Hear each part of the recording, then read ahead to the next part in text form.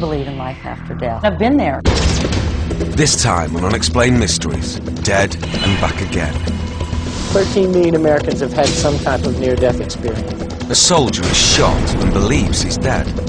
I was in this dark corridor, and I suddenly came into a bright, white light. Witnesses report that near-death experiences contain similar features.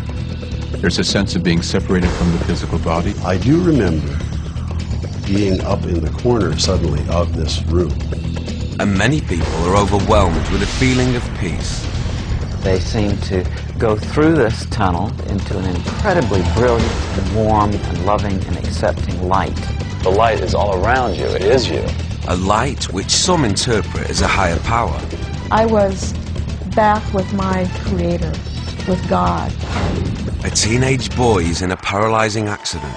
He believes he was saved by spiritual beings. A woman is trapped in her car with her children. Somehow, she finds the strength to survive. I had this incredible feeling come through me. I call it liquefied love.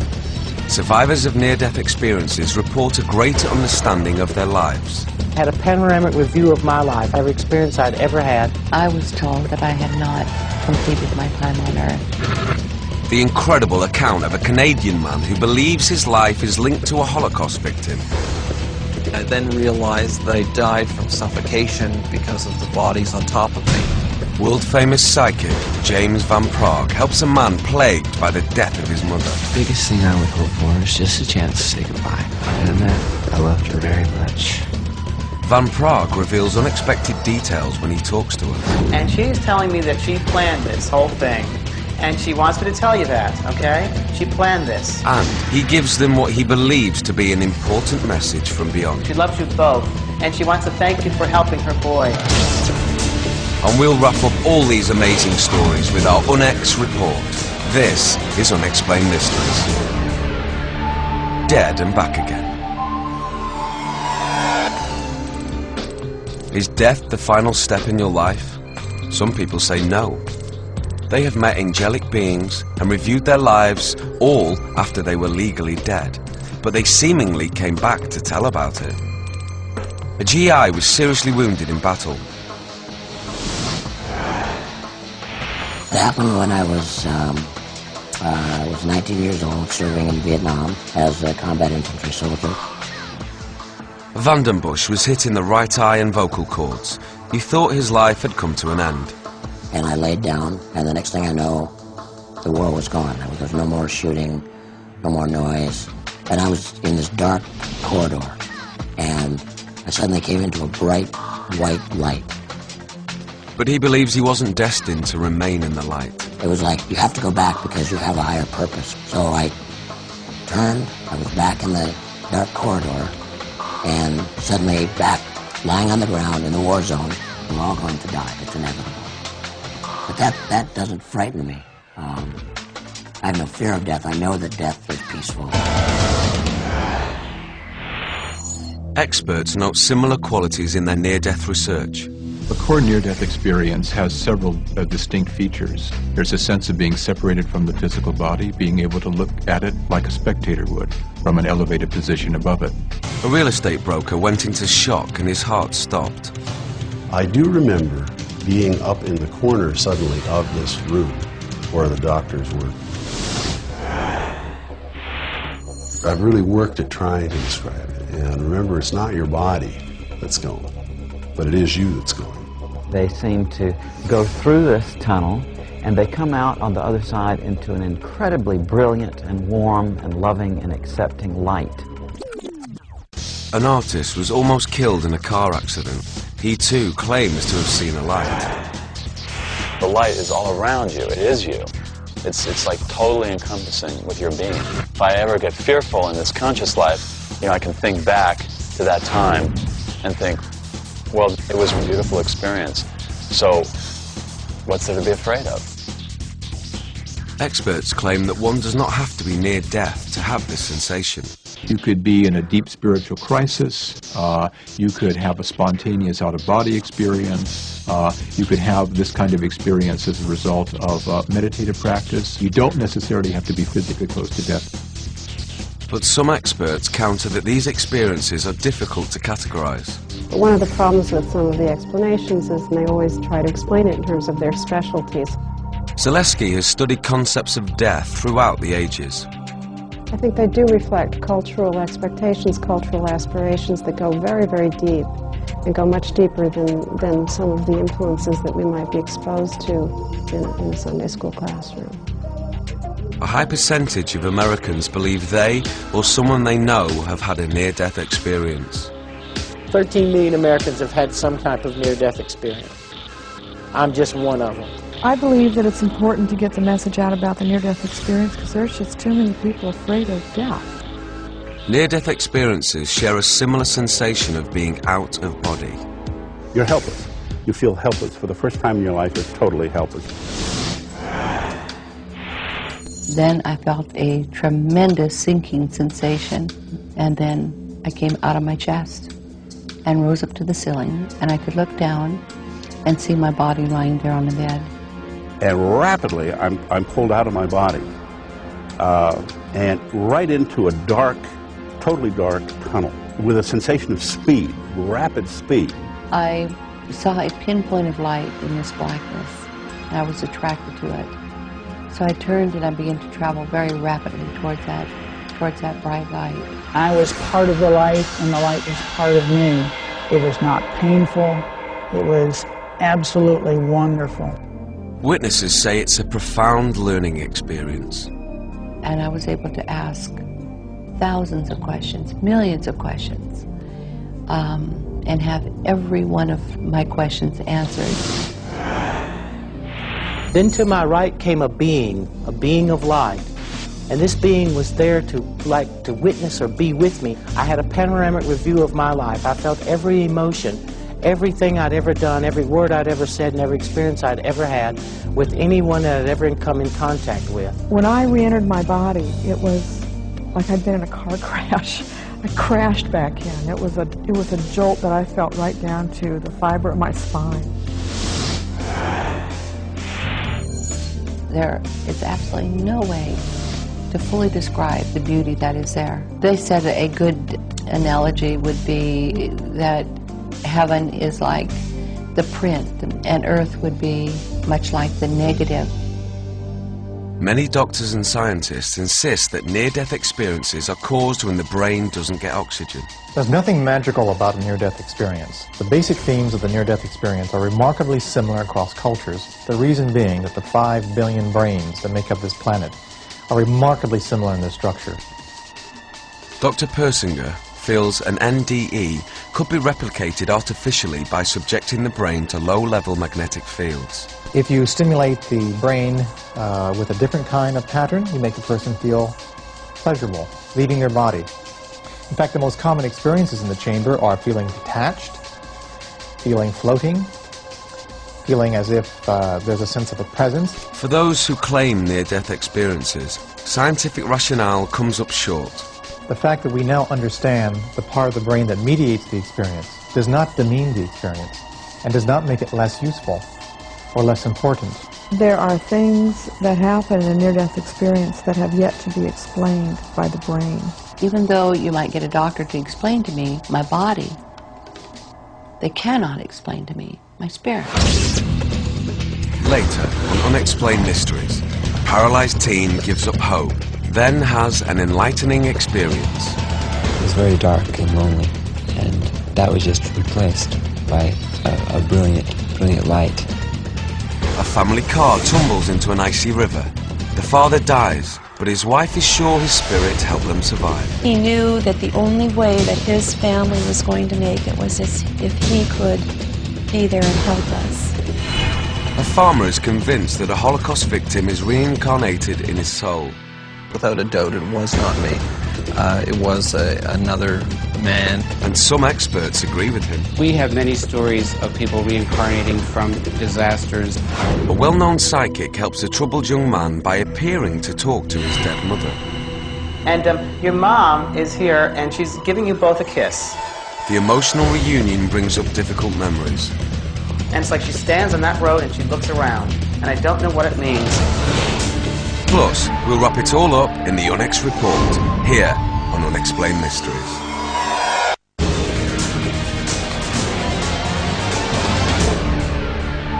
Unexplained Mysteries, Dead and Back Again. A near-death experience often leads to a new appreciation of life.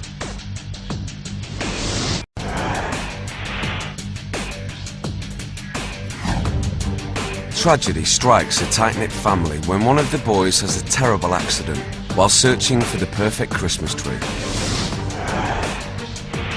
The hill was very, very steep.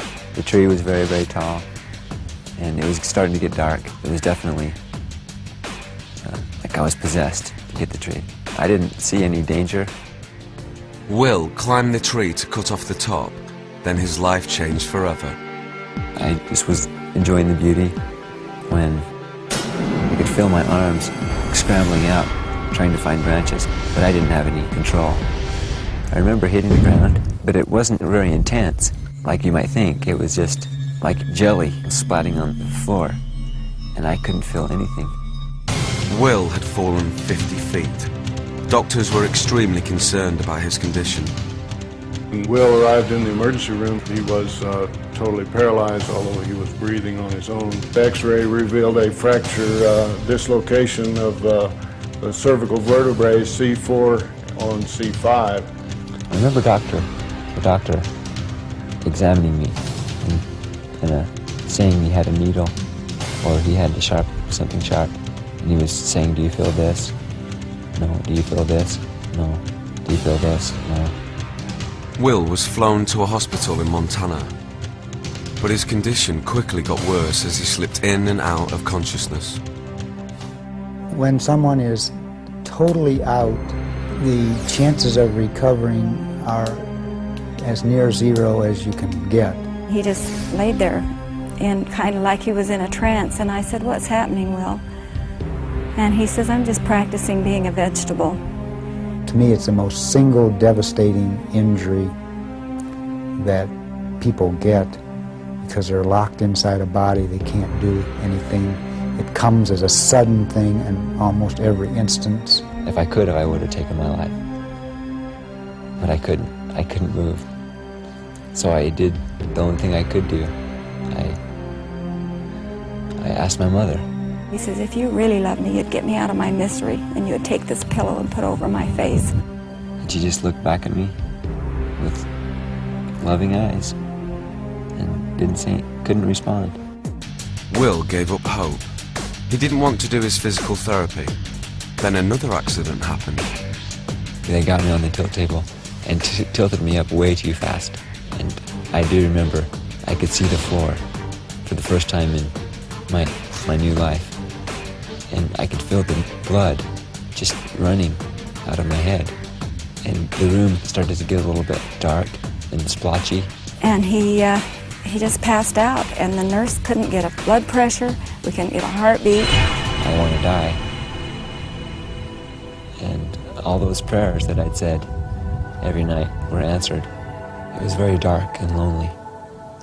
And that was just replaced by a brilliant light that just completely drowned the darkness, and my whole soul was just completely immersed in this light. Will got the overwhelming feeling the light was giving him a choice. To die and go where this light was taking me, or breathe and live. He started to turn blue. By this time, the other nurse had gotten oxygen to him. And as I laid there, consumed by this light, with the choice to make about quitting, I thought about meeting my God and looking at him and saying, "I quit." And I couldn't do that. Then his diaphragm started taking over again, and he was breathing shallowly again. I came back and I was a different man. I could just feel my face shining, and I just glowed. Like many people with near-death experiences, Will's outlook on life completely changed. I'm sure that there's something that occurs. I don't think we have any scientific explanation. Before the accident, William was very shy. After his experience, it was like the dam broke and his whole being came out, and we got to know William at that point. I was going to live my life. And the doctors kept saying, you'll never walk again, Will. But amazingly, his condition improved, little by little. It was almost like every week we'd get a new phone call saying, he sat up, he's, walking now, he's standing up. What caused Will's unexpected recovery? According to his family, the answer is prayer. His doctors don't know what to make of it. Conventional medical wisdom would have said that he would be totally paralyzed for life, and I certainly would call this a miracle. Will is now walking on his own and is going to college. He's had a chance to have his life, to lose his life as he knows it, and to have it back again. And that's something that very few people get the chance to do in this life. Many people claim they've sensed the presence of a loved one, even after they've died.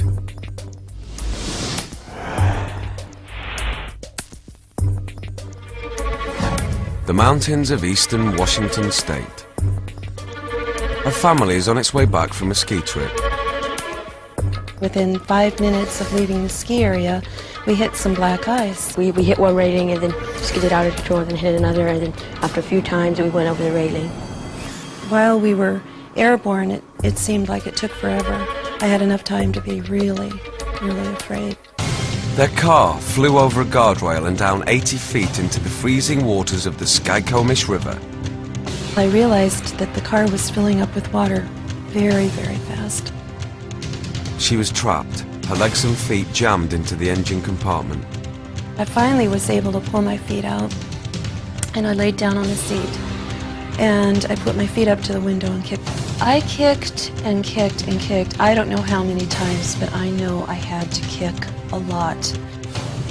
The window wouldn't break due to the immense pressure of the water against it. Patty knew she had one last kick left.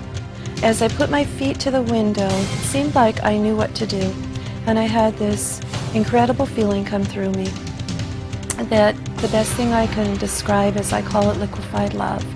Finally, she broke the window. I swam out of the car and came up gasping for air, holding onto the ski racks, and my 6-year-old son came bobbing to the surface, and I saw him floating down the river. So I grabbed him and somehow got the two of us up onto the roof of the car. Patty was certain that her husband John was by the river, safe but perhaps injured. I had this strong sense of him sitting up there on the rocks, and I knew he was okay, and I knew he was sitting there, and I was mad, thinking, John, why aren't you helping me get your kids out of this car?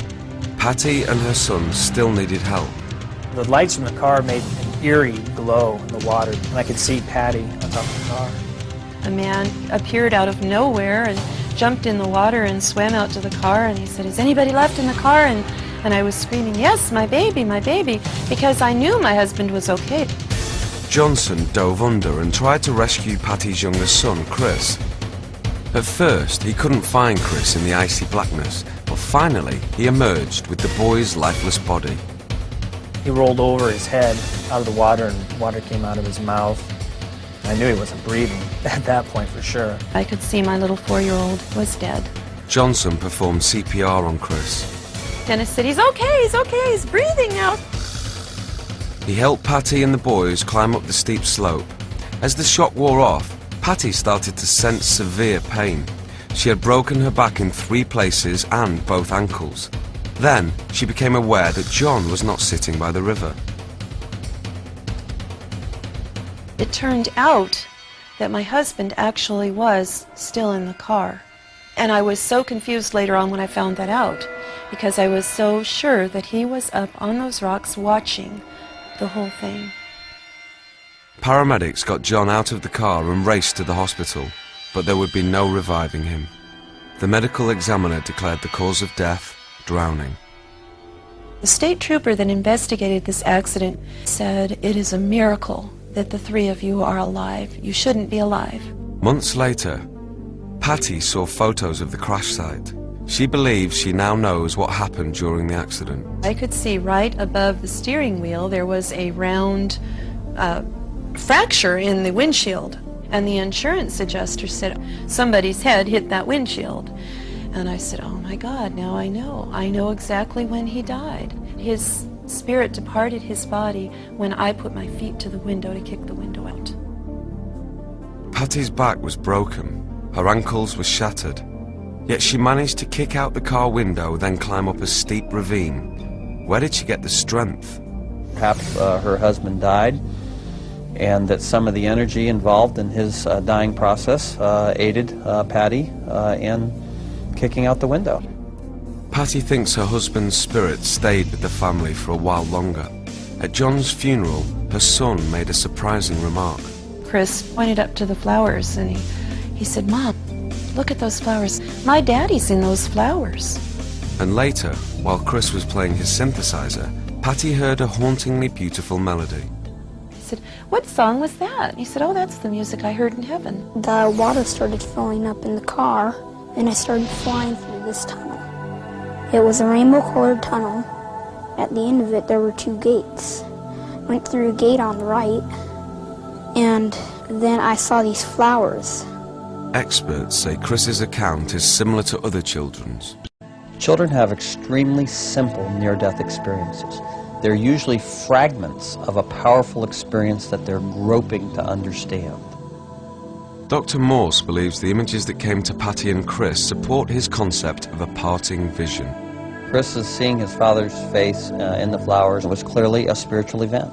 Patty continued to sense that John was nearby. There were several occasions where I was very aware of my husband's presence after he died, and I was very upset by those. Patty is convinced her husband helped save his family, even after he died. He knew that the only way that his family was going to make it was if he could be there and help us.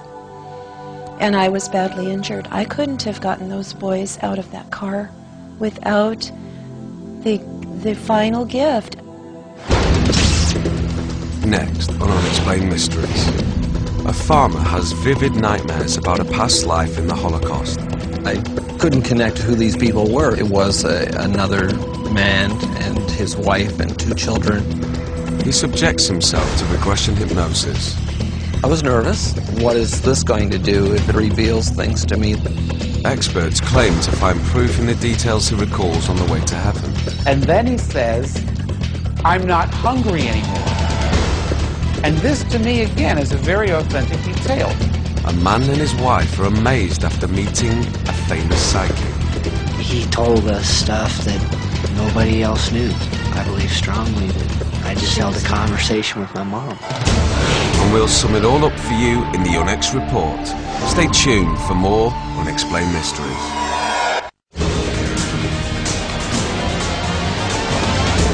Unexplained Mysteries, dead and back again. Many people believe their bodies are inhabited by reincarnated souls. A farmer in Nova Scotia is suddenly racked by nightmares of the Holocaust.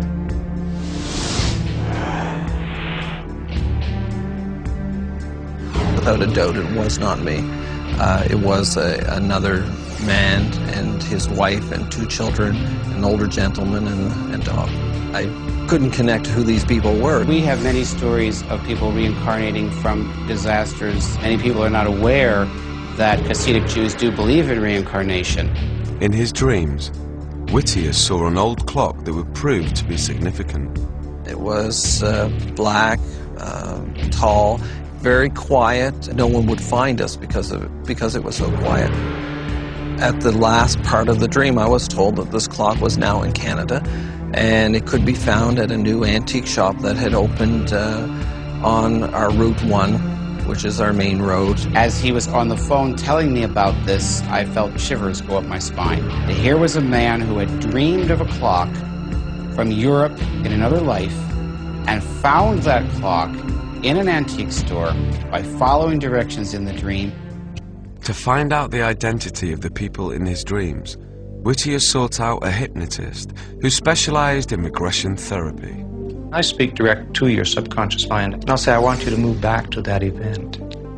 In an exclusive session taped by our cameras, McAdoo hypnotized Whittier. Your mind is relaxed and you are beginning to feel at peace. What is happening here today where you are? Worried and scared. In his past life, Whittier claims he was a Jewish telegraph operator named Stefan Horowitz. His family was hiding in a root cellar. How long do you stay here?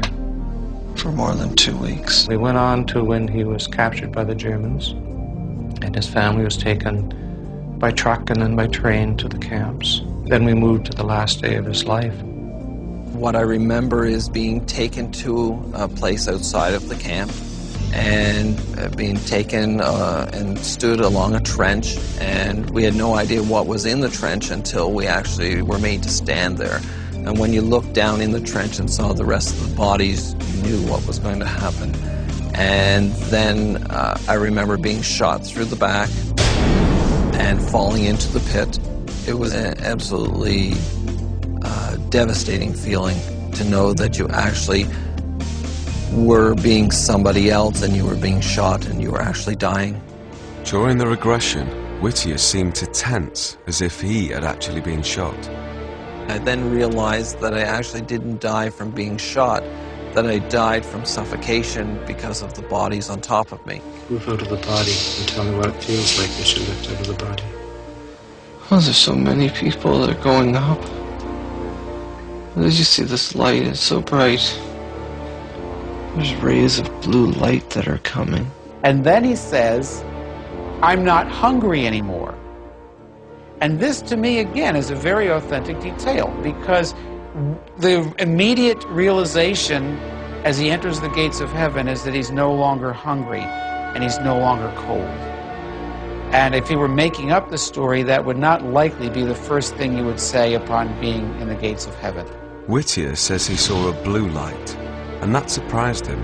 In this life, he had read in books, etc., that it should be a white light, it should be a yellow light. Well, in Jewish mystical tradition, the light is a blue light. And considering that his own background is Christian, he didn't see angels with harps, he didn't see Jesus. He saw what I believe Stefan Horowitz would have expected to see, a very Jewish model of heaven. Rabbi Gershom has a theory about Holocaust reincarnation. What I believe happened in the Holocaust is that so many Jews were killed at once, and entire family lines were destroyed, that these people could not come back in their own village or their own family line. So they sought out the nearest body they could find. Whittier was plagued with questions until he was hypnotized.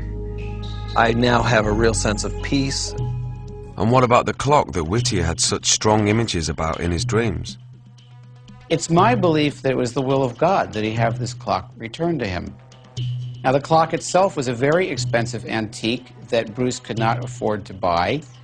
And as I began to tell the story in conferences around the country, people began to pass the hat and collect money to ransom the clock. And so the clock now sits in Bruce's home.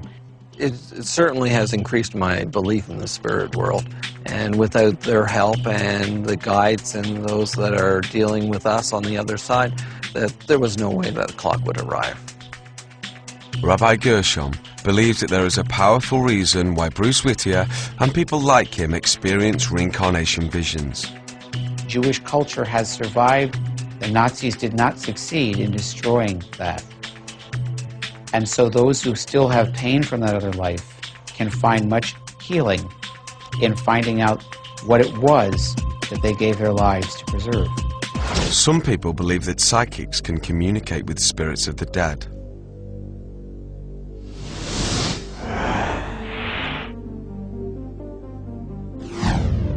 Kevin Boss was riding with his mother on a lonely highway.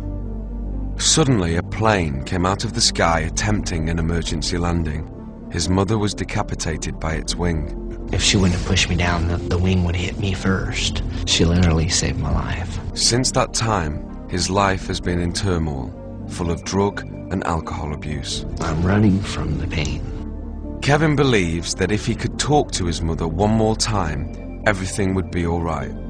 So his wife, Dina, contacted James Van Prague, a clairvoyant who's renowned for helping people contact loved ones who've died. I think everybody is born with intuition. Everybody's psychic from one degree or another. Yeah, but there are those people that are born with maybe a little bit more sensitivity than most. And if that can be developed and harnessed, then you have results as far as what I'm able to do. Kevin and Dina have high hopes for the session. The biggest thing I would hope for is just a chance to say goodbye. And that, I loved her very much. I want to be able to start from today on new and have Kevin be whole. The session began. Van Prague believes he has sensed the presence of Kevin's dead mother. Okay. First impression I get is a lady standing right next to you, and I do feel it's a mother figure. I do feel this energy. And your mom is here, and she's giving you both a kiss. And she's telling me that she planned this whole thing, and she wants me to tell you that, okay? She planned this. And she's giving love to the babies, and I don't know what she's talking about, but she's talking about the babies. You have babies, yes, right, you have babies. And she's telling me, now you might find this very funny, but she's telling me you're going to have another baby. Has there been talk about you having another child? Yes. And one of the babies' names, is it named after her? Yes. Her middle name, because she said the baby's name is some the name there that she was mentioning, named after, and she wants to thank you for this, all right? And she protects the babies. She protects them. She does protect them. Okay. Yeah, go on. Van Prague surprises the couple by telling them something very personal about their family. Yes, and I'm also picking up, I'm being shown by your mom a necklace. And I don't know if it's a heart on the necklace, but there's something with a necklace. And who has a necklace, please? His cousin does. Your cousin. And Kevin was supposed to get it. And supposed to get the necklace of hers. Thank you. It's your mother's necklace, and she wants you to have it because she wants you to give it to her granddaughter. Granddaughter she's talking about, okay? And go on. She's showing me a field, and I don't know why she's showing me a field. I'm seeing a farm, or I'm seeing a country road, and I'm seeing this, and it's like she stands on that road and she looks around, and I don't know what it means. Do you know what she's talking about? That's where the accident was. That's where the accident was, okay. It looks like it's very rural. Is it rural area? Because it looks very rural to me. Okay? Yes, and it's hard for you to go down that road. You understand? So it's very hard to go down that road. Okay? Then Van Prague gave Kevin the information he needed to hear. And she wants me to tell you that don't you care what others think. Don't you care what the others think. They blame you, you know? They blamed him. They blamed him for her death. They blamed you. And it's not your fault. You understand that? It's not your fault. So please be aware of that. She said that. It's not your fault. I love you both. She loves you both. And she wants to thank you for helping her boy. You've helped him a great deal, Dina. You've helped him in his life. You understand? You've helped him in his life. Van Prague relayed a message, supposedly from Kevin's mother, to help him move on. It's almost as if she wants you to get yourself going, or, you know, get yourself going. And she's loving. She loves you, and she said it in a very loving way. But she says it's time to grow up. You understand? It's time to grow up. And you know, you had a hard life. You've had a hard life. But she says you can do it. You can do it. And you said you can do it. Happy with you. She's proud of you, your mom. Your mom's very proud and happy with you, and she loves you very, very much. You make your mom proud. She says you make your mom proud. You make your mom proud, and she's so funny. She's toasting you. She's toasting you. And I don't know if that makes sense to you, but I see her toasting you. Does that make sense with her character? Because that's what I'm seeing. Yes. Very much so. A bit of a partier. She is a very honorable person. Oh, she is. Then she wants me to give this to you. Wants me to give you this, that she's around you, and she's trying to make up for not being there for you when she was alive. And she's with you, with the kids. Yes, very much. Another question you'd like to ask? I'd just like to tell her I love her, and I thank her. You know, I really thank her. Yes. Good. Thank you very much. She wants to thank you. I love you. She loves you both. Okay? There you go. Okay? Yeah. Yeah, I'm great. Okay. Welcome. Very welcome. I'm the radio. And, you know, one day the radio might be working really well, and other days it might be hard to hear. So I never take it for granted. Kevin was profoundly affected by Van Prague's psychic abilities. He told us stuff that nobody else knew, and there was no way he could have found out. You you know, so without a doubt, I believe strongly that I just held a conversation with my mom. I felt this weight completely leave him. That happens when there's a little more self-confidence there, there's a little more love there. I think that he had closure, and I think it has changed his way of looking at life.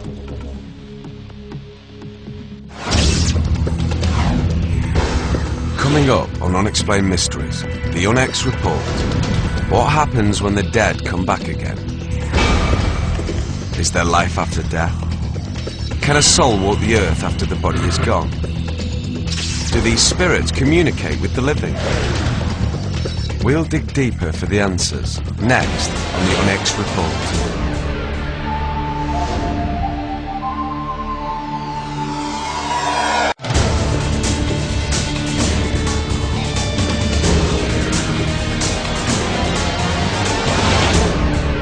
And now, the UNEX report. Millions of people claim they have had illuminating near-death experiences.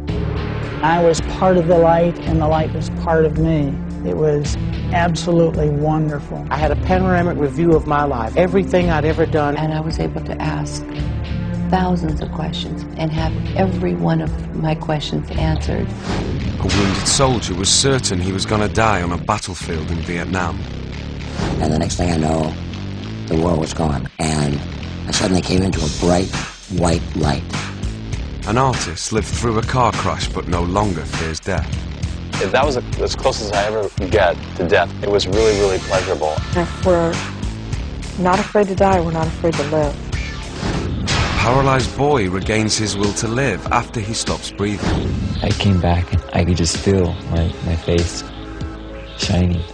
Did a dead man's spirit rescue his wife from a car trapped underwater? I had this strong sense of him sitting up there on the rocks. And her drowning son had a near-death vision of his own. I started flying through this tunnel, and then I saw these flowers. A man dreams that the reincarnated soul of a Nazi victim resides in his body. What I remember is being taken to a place outside of the camp and stood along a trench. To one scholar, this account confirms an important tenet of his religion.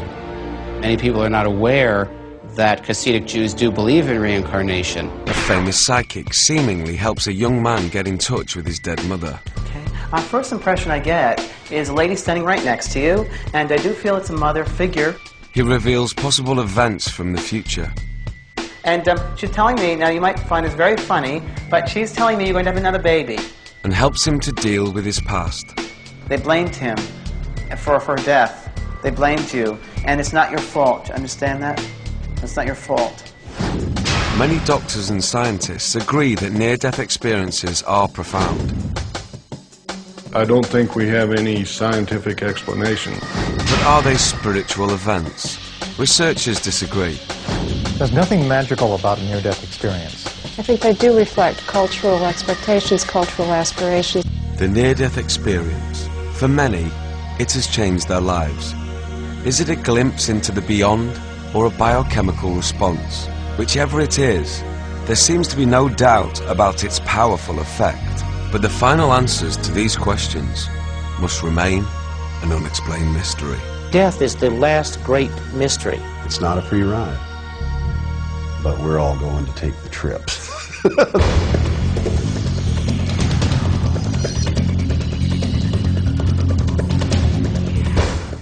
Stay tuned, but don't turn out the light. Evil breeds in the dark. Well, not really.